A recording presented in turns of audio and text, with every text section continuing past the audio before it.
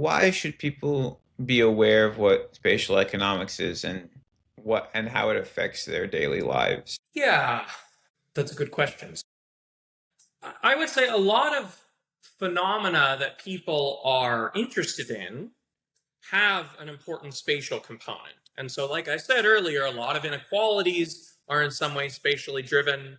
A lot of innovation and technological change has some spatial component. And something that people worry a lot about, for instance, is housing prices.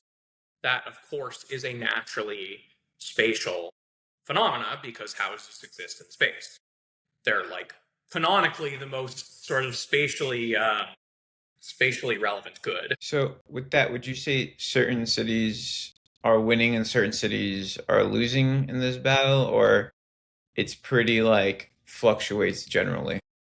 What battle are you referring to? In the sense of like there are some cities that are handling this problem better than others with housing and other ways to keep everything at bay. Yeah, surely that's true. I mean, of course, there is variance in like the quality of policy making and building across space. I think it is Minneapolis now is quite famous for having relaxed some of their zoning restrictions, and that appears to have been beneficial. But I'm not an expert on that, so I won't talk about it too much. Um, but in some ways, high housing prices are a symptom of something else that we think is good, which is technological change making places richer. Right. So, why is it so expensive to get an apartment in New York or San Francisco? Well, because these are very productive places. Right. If nobody wanted to live here, if nobody was making high wages in these places, they wouldn't be able to charge high rents. They have high rents because they're productive. The problem, though, is that because of these building restrictions, the housing stock cannot keep up with the demand for housing driven by the productivity of their industries that employ people there. And so this actually reduces our ability to allocate more people towards those productive cities and places, which is a problem. So, by that logic, would you say that those cities are not facing so much a job problem as they are facing a housing problem? Yeah, yes, I think that's a reasonable way to characterize it. We want to send more people to those cities. They have high wages, which means that if you go there and work, you're contributing more to society. That's what a wage is. It's telling you sort of how productive your work is to society. But we can't get as many people there because we don't have enough places to house them. And the result of that is rising rents.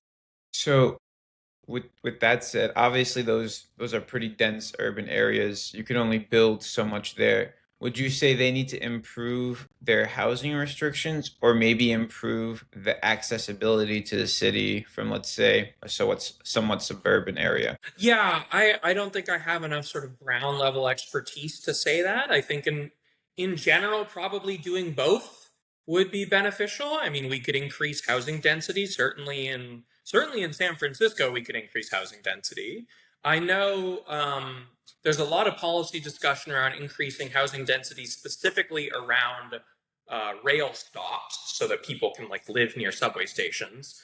But to what degree each of those things matter in a particular city? Uh, Not to keep harping on this, but so Yeah. would you say then small towns are somewhat dying out then because of how much these bigger cities take more wages and take more jobs away from them?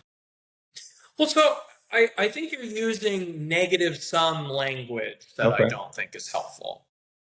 So it's not that the big cities are taking away jobs or taking away wages, but it's that technology has changed such that being and working in a city means that your labor is more productive. And so all else equal, we would want people to reallocate from small towns towards cities, conditional on their preferences. I mean, different people want to live in small towns and want to live in cities, and that matters. But sort of all else equal, as a differential in wage is open up, not because anyone's stealing anything from anyone, we should want more people to move. How much has COVID impacted this since working from home became more regular and um excuse me, certain cities are seeing different booms in certain cities is COVID still impacting this economy or is it more so dying, settling out?